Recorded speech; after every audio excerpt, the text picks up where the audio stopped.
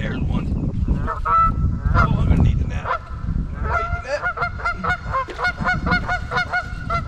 Oh, it's a good 3-pounder. All right. All right, good start. Yeah. 2.85. Get started. Nice, good solid bass to get started this morning. She is a 16 and a half, almost 17-inch bass. Nice bass to get started on a spinnerbait. We're sitting in 12 foot of water when I caught that one on my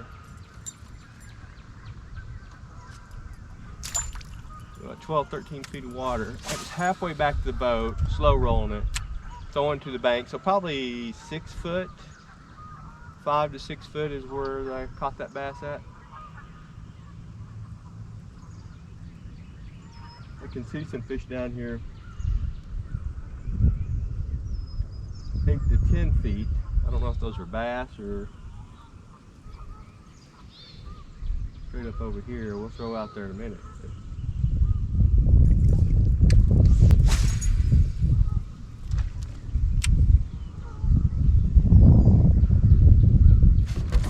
There's another one.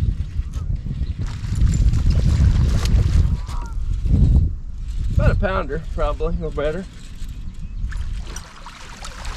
Come on up here. Oh yeah. Yeah, solid 1 pound bass right there. Hailed that spinnerbait. Good 14-incher. Good way to get started. That's number 2. Good bass. If there's any more in there I can throw.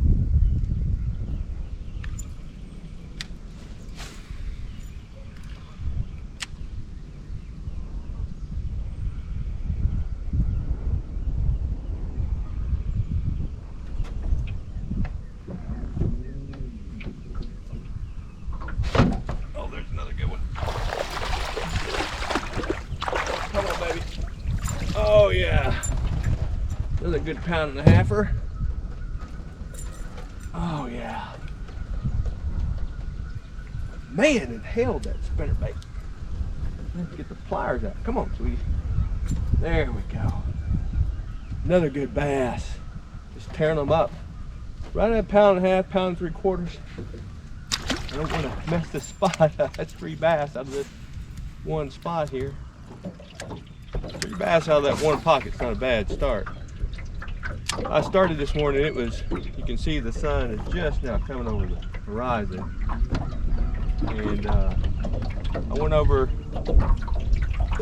to this one bank where I missed a big one. If you've seen a few episodes ago, I lost a real big one right at the boat. I went back over there and to the scene of the crime, and like any natural fisherman, wanted to see if that big one was still hanging out. So I spent about 30 minutes over there jerk baiting, knowing that the wind was blowing over here and I should be on this side of the lake. But, you know, stubbornness and the passion to try to catch that big one, you know, gets to you sometimes. But the day is young. That was the first one on the lake this morning. Just a beautiful morning out here. So I'm going to put a video out maybe next week. I had a Facebook follower ask me, I guess they're not very confident in fishing the spinnerbait, and you know, this is one of my comfort baits. You know, how do you know when you set the hook on a spinnerbait, which spinnerbait to use, how fast you retrieve? He has several questions, so I think I'm going to put a video out. You know, I do catch a lot of bass on the spinnerbait. As you can see today, I mean, I've caught,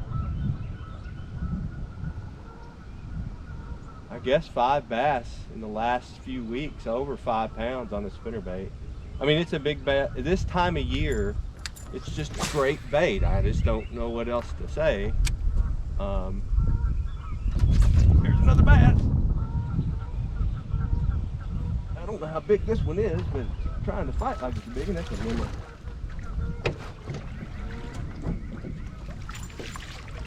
I mean, I catch fish on it, big and small. And this is the smallest one of the day. Just a little 8-incher back in that windy pocket. But yeah, it's just a great bait this time of year, when the bass are really, you know, feeding up, getting ready for that spawn. I mean, I catch them right up to when they're making the beds. Now, once they get on the bed, you ain't gonna catch them on a spinnerbait. And I don't even typically, you know, from late February here in Virginia till the, you know, end of April, 1st of May, it's a good bait. After the spawn, they just are not, they're looking more for a fish, a physical fish looking thing versus a vibrating, you know, vibrating flashy thing. A lot of experience. Got a lot of bass out here on this. A lot of bait fish, I should say.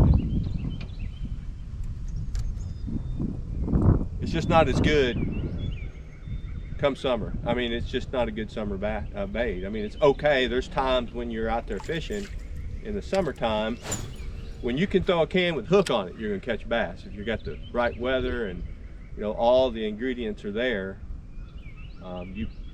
There's another one. Oh, come on. A little bit. It's a keeper. If I had some mine, I would have kept these guys today.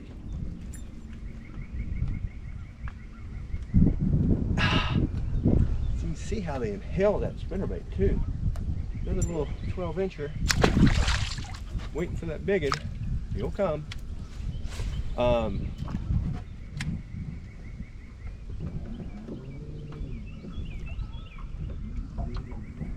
You know, you can catch bass on anything when the weather's right. I mean, it's just how it is. Now, everybody talks about the chatterbait. I do throw the chatterbait. There's chatterbait tied on right down there. Could I be throwing it right now and probably catch fish? Yes. But why would I?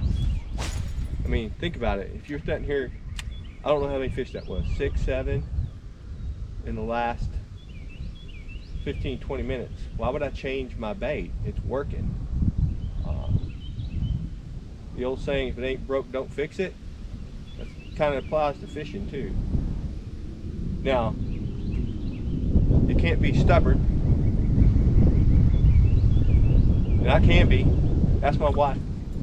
You got to know when to change, right? That's key as well. I'm gonna buzz that right there. You got to know when to change, but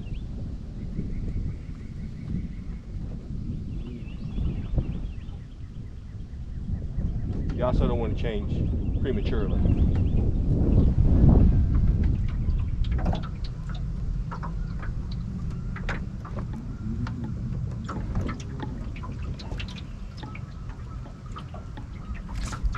Oh, there we go.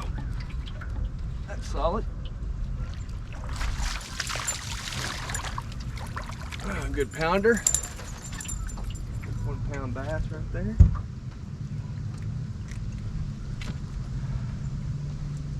Maybe not quite a pound, but a good solid bass. 12-incher. Oh yeah, 12 and a half. Good bass. Let's pick them up on this spit. Picking up a lot of fish, not just pick up 2-pounders, 12-inchers, 10-inchers. Picking up all kinds of fish. That's a good sign. The fish are really biting.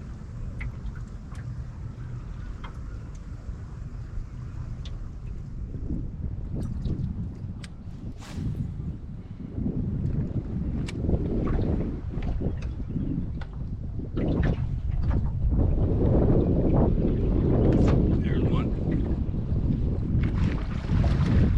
Pounder.